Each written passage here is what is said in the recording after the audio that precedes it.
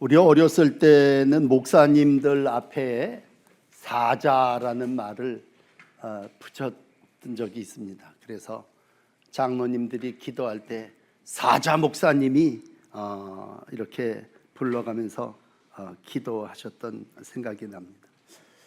우리가 사자라는 이 말, 심부름 사자를 쓰더라고요. 명령과 부르심을 받아서 이 일을 하는 사람, 사자죠, 사자. 대통령이 누구를 보내면 그건 대사가 되겠고, 하나님이 사람을 보내서 무슨 일을 시킬 때 주의 보내심을 받은 사자다. 그래서 주님의 뜻을 알고 전달하는, 그래서 주님의 오다를 받아서 주의 뜻을 행하는 사람을 주의 사자다, 그렇게 칭했습니다. 요즘은 그냥 종이라고 그렇게 흔하게 사용하는데, 오늘 잠언을 읽으면서 충성된 사자라는 말을 만나게 됐습니다. 단순하게 그냥 전하고 심부름이나 하는 사람이 아니라 완벽하게 그 일을 이루어낼 때 충성했다, 저 사람은 참 충성된 사자다. 오늘 13절에 오후 예배에 이제 자세하게 말씀드리겠습니다만, 충성된 사자는 그를 보낸 이에게 마치 추수하는 날의 얼음 냉수 같아서 능히 그 주인의 마음을 시원하게 한다, 그렇게 충성된 사자를 말씀하고 있습니다. 추수하는 날이 지금처럼 이렇게 가을이 아니라 그 나라는 굉장히 더울 때였습니다. 그러니까 추수하는 날에 얼음 냉수 같은 건 정말 아주 귀하고 시원하게 해준다라고 하는 그러한 말씀이죠. 우리 모두가 기독교 교육 진흥주의를 지내면서 참 다 충성된 사자로 하나님의 부르심을 받은 줄 믿습니다. 여러분, 그러므로 목사님만 사자가 아니라 우리 모두가 다 하나님 앞에 충성된 일꾼 되어서 나를 보내신 그분을 추수하는 날에 시원하게 해줘. 주인의 마음을 시원하게 하는 게 보낸 사람의 목적이고 뜻이겠죠. 아마 예수님이 마지막 승천하시면서 우리에게 과제를, 지상 명령을 주셨죠. 마태복음 28장 19절에 과업인데, 그러므로 너희는 가서 모든 민족을 제자 삼아라. 가서 모든 민족을 1번 제자 삼아라. 그리고 2번은 아버지, 아들, 성령의 이름으로 세례를 베풀어라. 세례를 베푼다는 건 자녀를 삼는다고 하는 얘기겠죠. 그리고 마지막은 끝날까지 분부한 모든 것을 가르쳐 지키게 하라. 아마 우리에게 주어진 대사로서, 사자로서의 사명이 있다면, 첫째는 가서 제자 삼아라, 두 번째는 세례 줘라, 세 번째는 가르쳐 지키게 해서 그도 그와 같은 삶을 살게 하라고 하는 사명을 교사에게, 모든 믿음의 식구들에게 맡겨주신 줄 믿습니다. 자, 그렇다면 오늘 충성된 사자의 삶을 살아나가는 이들에게 지혜로운 잠언, 오늘도 3가지 드리겠습니다. 첫째는 본문 16절에 와서 충성된 사자는 어떻게 해야 합니까? 뭐가 지혜로운 것입니까? 그랬을 때, 너는 꿀을 보거든 조카리만큼, 생략됐으면 만큼만 먹으라. 과식함으로 토할까 두려우니라. 그런 얘기입니다. 그러므로 사자는요, 첫 번째 자기가 자기를 스스로 관리해야 됩니다. 자기 관리죠. 이걸 어떻게 보면 평생 자기와의 싸움인데, 성령의 열매로 말씀드린다면 절제가 되겠습니다. 충성된 사자는 자기의 모든 욕구를 절제하고 이렇게 컨트롤해야 됩니다. 그러니까 자기 마음대로 하는 게 아니라 날 보낸 사람이 있으니까 그 보낸 사람의 마음을 시원하게 하기 위해서 우리가 살아야 된다면, 여러분, 세상에서 제일 그 당시도 그렇고 지금도 그랬습니다만 좋은 것이 있다면요, 꿀입니다. 꿀. 아마 하나님께서 이 땅에 가미되지 않은 자연식품 중에 완벽한 게 있다면 꿀이었을 겁니다. 자연식품이죠. 그래서 모든 사람이 꿀을 먹고 회복되고 또 쾌락도 느끼고 꿀을 먹으면서 아주 달콤함도 느낀다면 즐거움의 1번이 그 당시 나치 꿀입니다. 그런데 이 좋은 것, 세상에서 가장 낙이고 기쁨인 이것도요, 족가리만큼만 먹으라는 얘기입니다. 좋은 거라도 그거 과식하면 토한다, 탈난다는 얘기죠. 그러므로 여러분, 사자의 사명은 자기 아닙니다. 세상 낙 아닙니다. 하나님이 보내신 이가 나를 행하신 일을 맡긴 그거기 때문에 목적이 거기에 있다면 물론 꿀을 잠깐 동안 먹음으로 회복도 되고 기쁨도 얻어야죠. 그래서 옛날 공동번역 성경은 이 부분을 이렇게 번역을 했었죠.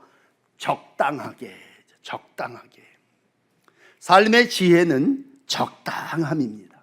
아무리 좋은 것도요, 많이 먹으면 반드시 탈납니다. 탈선합니다. 그러므로 절제라고는 화를 막는 거고 토를 막는 거고, 우리가 이 땅을 살아나가면서 목적을 이루는 1번입니다. 그래서 훈련은 뭐예요? 훈련의 결국은 절제입니다. 무엇을 먹든지 마시든지 하나님의 영광을 위해서 하라.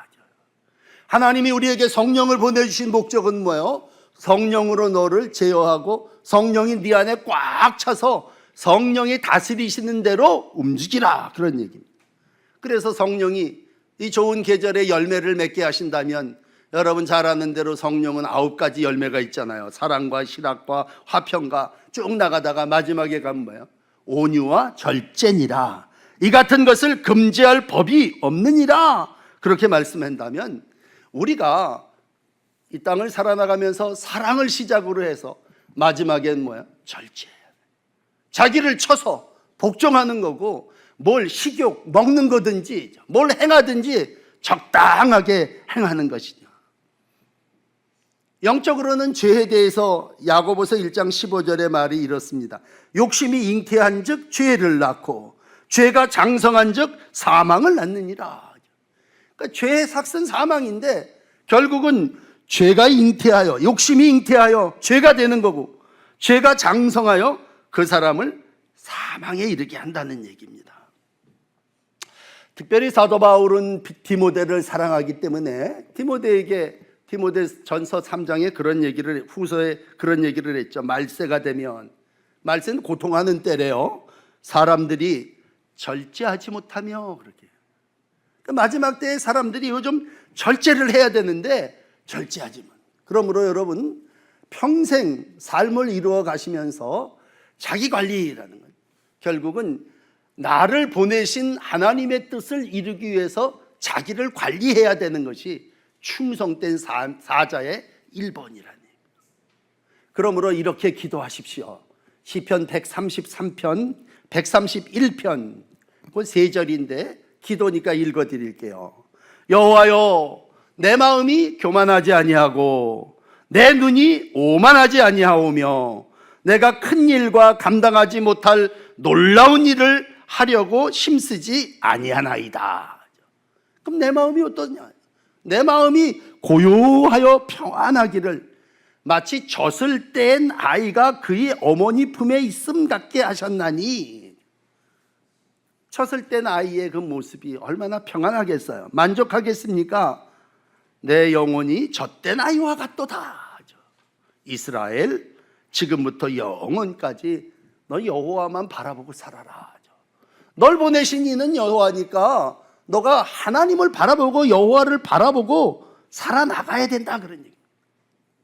그러나 여러분, 우리의 실제적인 삶은 어떻습니까? 우리가 바라보고 목표하고 기도하는 제목들을 이렇게 보면 다 뭐예요? 뭐 시브리서 13장 5절을 얘기한다면 돈을 사랑한다. 여러분, 이 땅을 살아나가면서 우리가 어떤 땐 많은 부분 목표와 목적이 돈이 된, 그러나 오늘 5절 말씀은 돈을 사랑하지 말고 있는 바를 족한 줄을 알아라는 얘기죠. 조금 내려가셔서 13절 9절에 보시면 이런 말씀을 하세요. 여러 가지 다른 교훈에 끌리지 말라.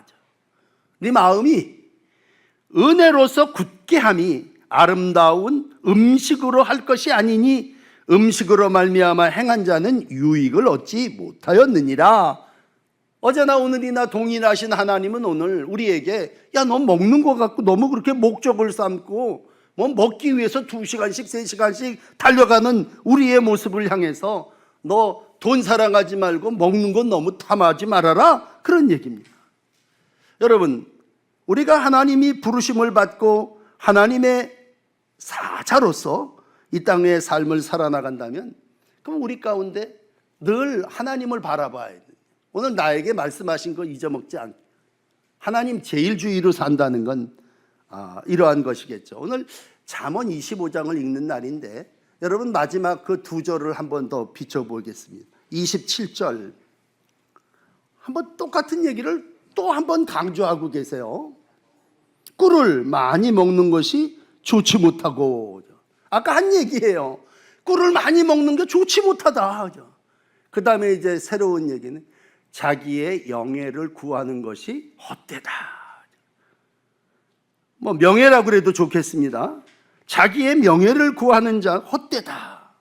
그러면서 오늘 마지막 25장 28절입니다. 이렇게 결론을 내려주죠. 자기 마음을 제어하지 아니하는 자는, 결국 자기를 자기를 관리하지 않는 자는 어떻습니까? 성읍이 무너지고 성벽이 없는 것과 같다. 여러분 한번 상상을 해보세요. 내 인생 속에 내 성읍이 무너졌다. 나를 지켜주는 울타리와 벽이 없다. 그 사람 어떻게 했습니까? 뭐 쬐끄만 게 하나만 쳐들어와도 그냥 망해버릴 겁니다. 그러므로 성벽이 없는, 성읍이 무너진, 그건 상상할 수도 없는 건데 자기 마음을 제어하지 않는 자가 이거랑 똑같다는 얘기예요. 우리가 이 땅을 살아나가며 많은 부분 자기의 영화를 구합니다. 다 목적이 영광을 위해서 공부하는 거고, 저도 말을 할 때 그래요. 야, 고등학교 다닐 때 열심히 공부하면 평생 그게 너에게 큰 영광이 되고 역사 이루는 모든 일의 기본이 되는 거야. 그랬을 때 자기의 영예를 구하는 것이 결국은 헛되다. 다른 사람이 나를 높여야지 자기가 자기의 영화를 구하는 것이 얼마나 헛되냐라는 말은 우리의 삶의 가치가 나를 보내신 하나님의 목표를 이루기 위한 것이어야 한다는 거예요. 그건 주인이 시원하다. 야, 너 정말 일하는 거 보니까 내 마음이 아주 시원하다. 그랬을 때 그 첫째는 자기를 잘 관리한 사람, 자기 분수를 지키면서 적당하게 먹는 것도, 돈도, 또 교훈을 받는 것도 정말 잘하는 그러한 삶의 모습, 그것이 여러분을 지켜주는 성이요, 여러분을 보호하는 하나님의 은혜가 될 줄을 믿습니다.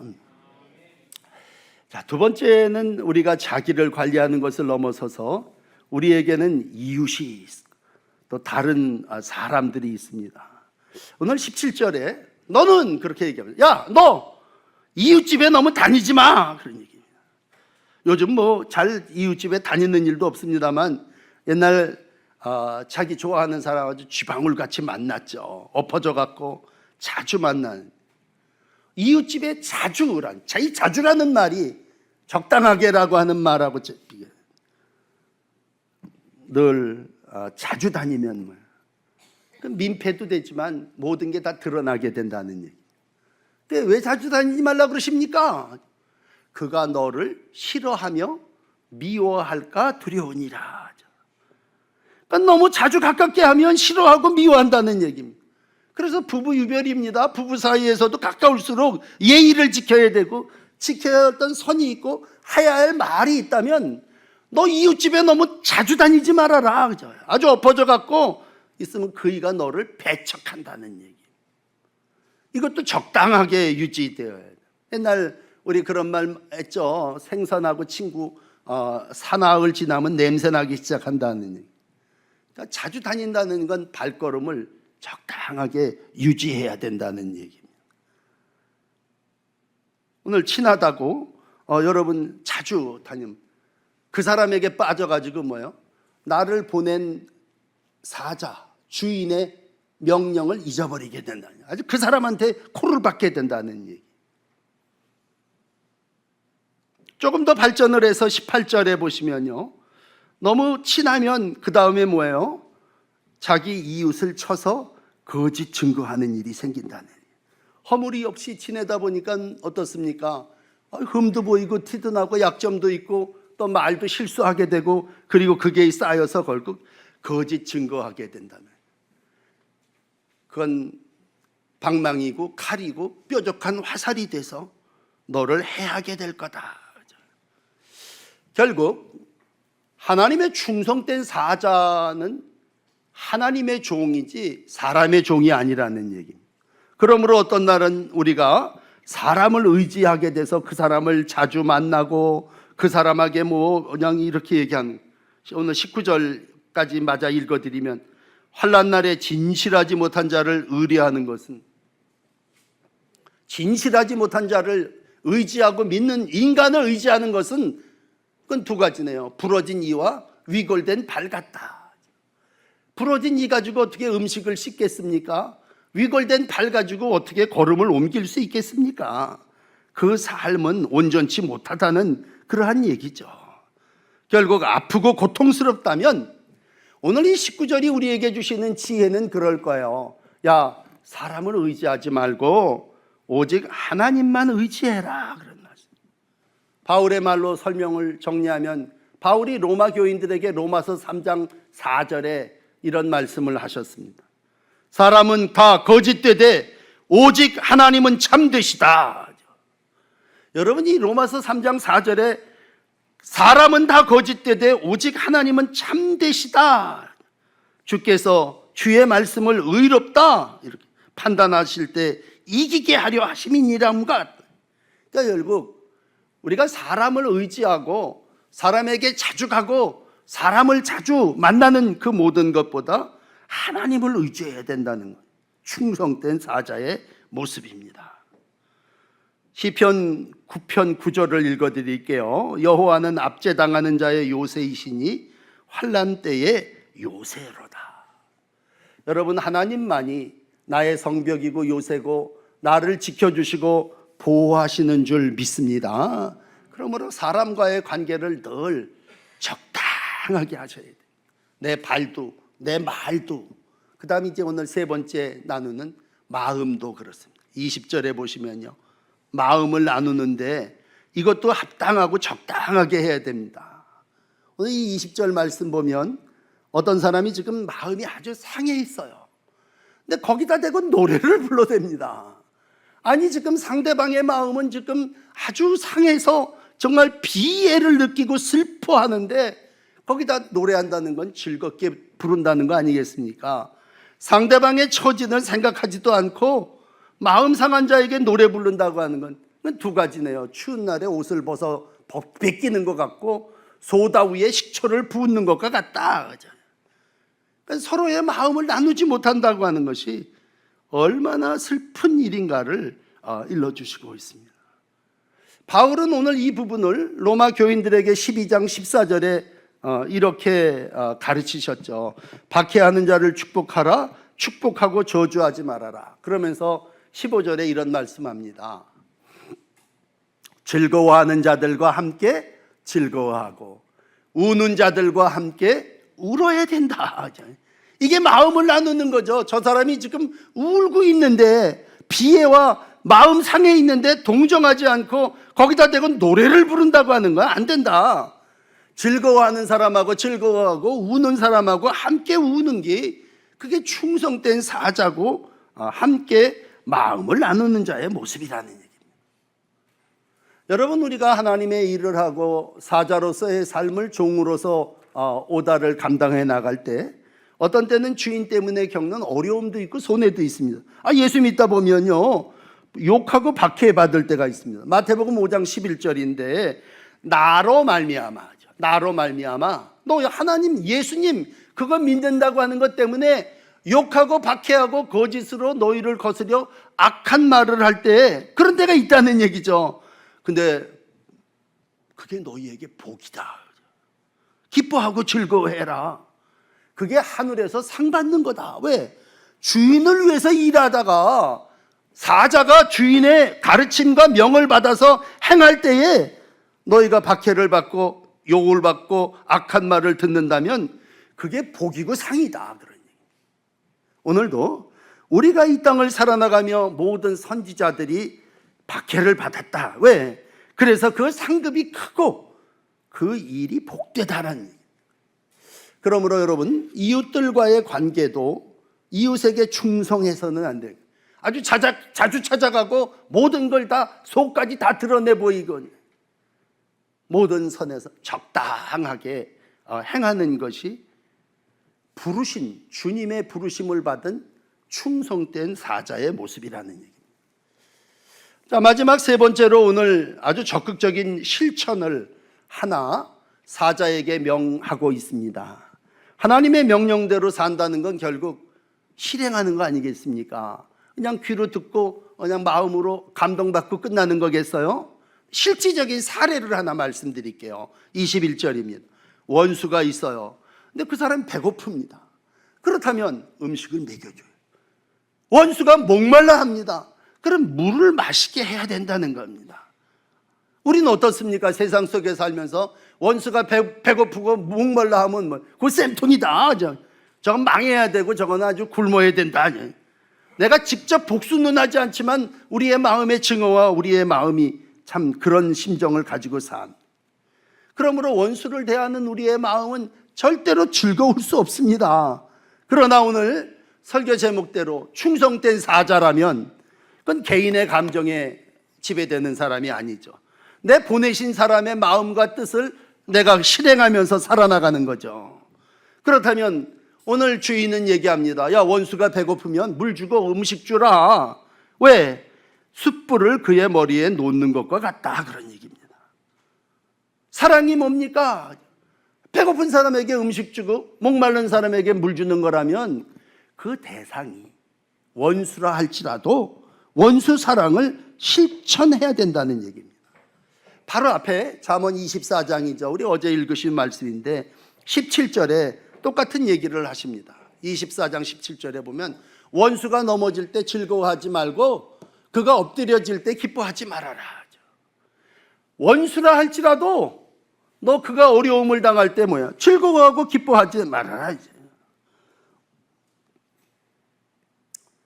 여러분, 처음으로 돌아가서 이스라엘 백성을 하나님이 부르셔서 이스라엘이라고 하는 공동체를 묶어나갈 때 십계명을 주셨습니다.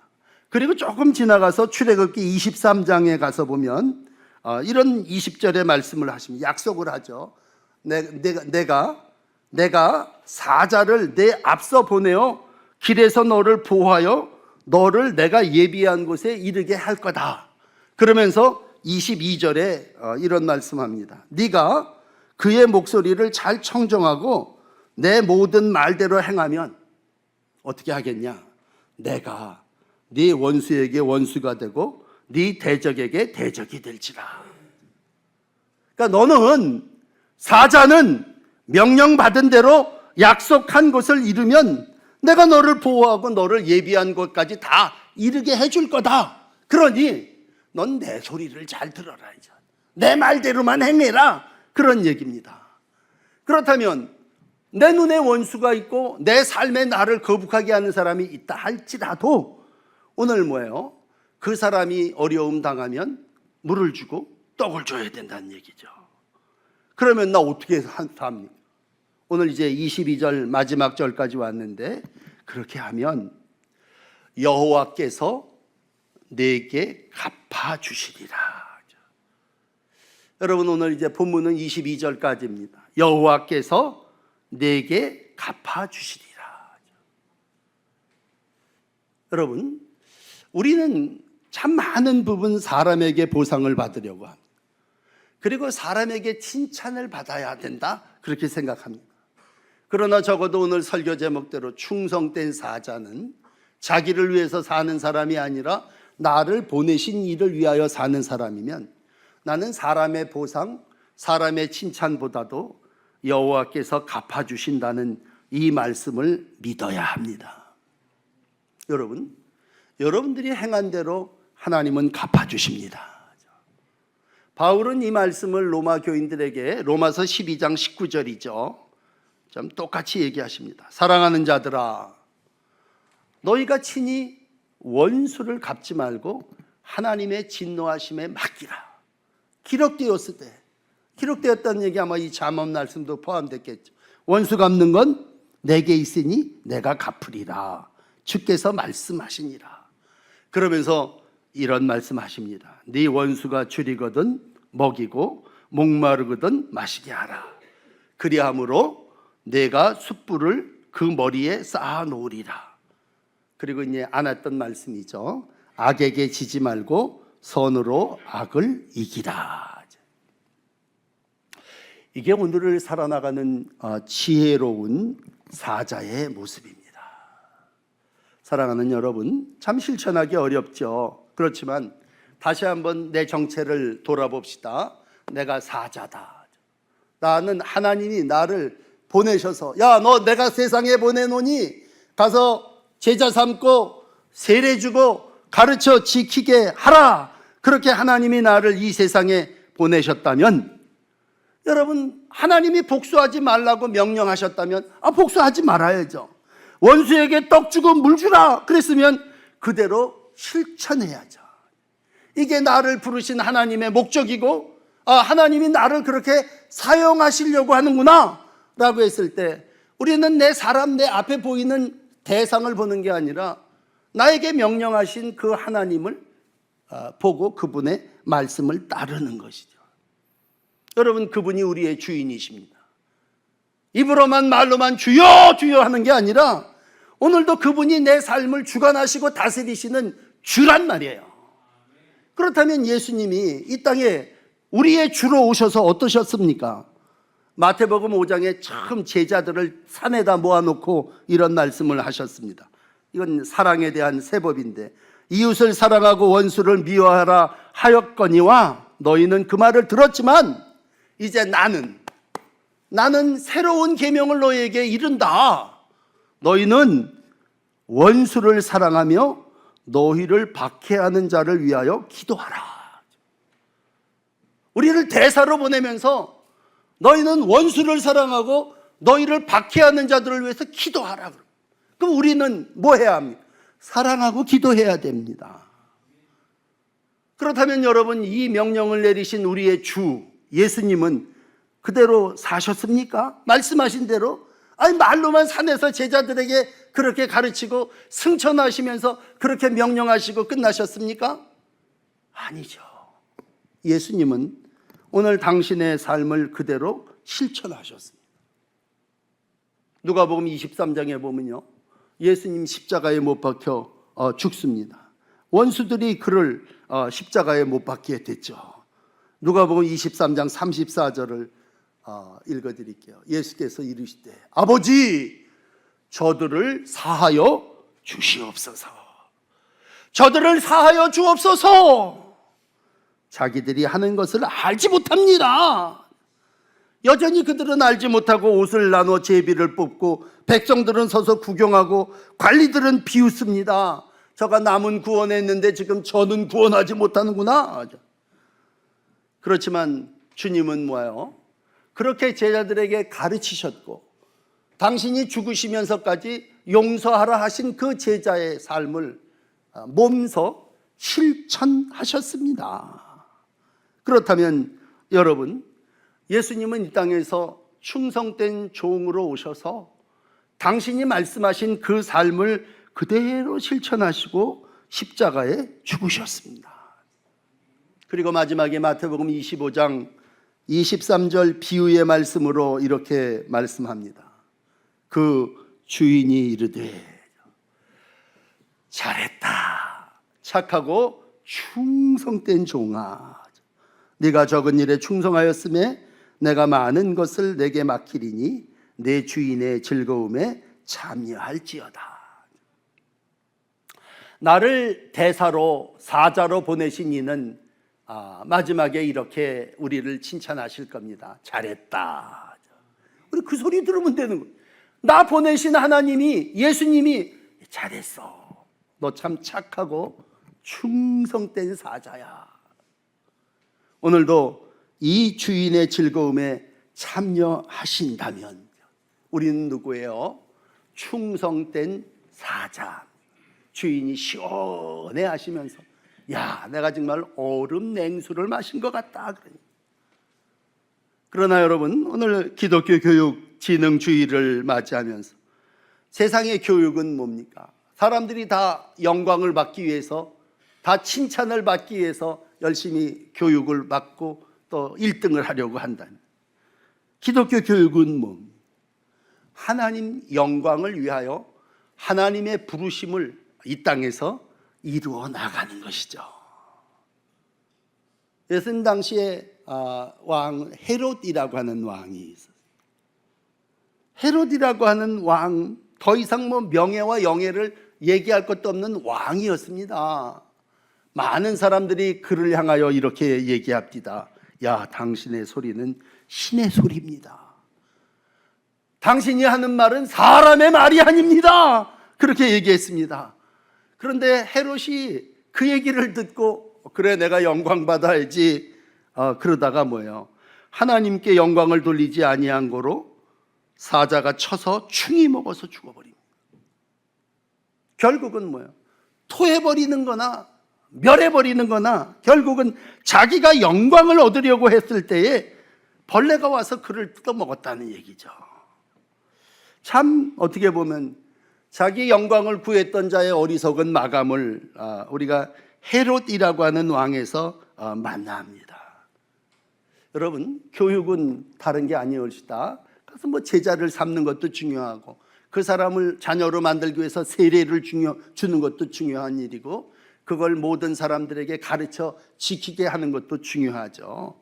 그 일을 위해서 하나님이 우리를 충성된 사자로 부르셨다면 여러분, 오늘도 우리가 해야 될 일은 자기를 잘 관리하면서 또 이웃들 속에서의 관계를 잘 적당하게 관계하면서 하나님이 내게 주신 명령, 하나님의 뜻을 이 땅에서 온전히 이루어내는 일입니다.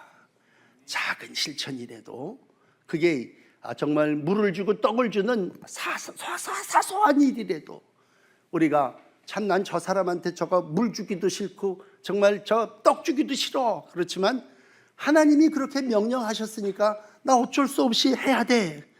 야, 작은 일에 너 충성했구나.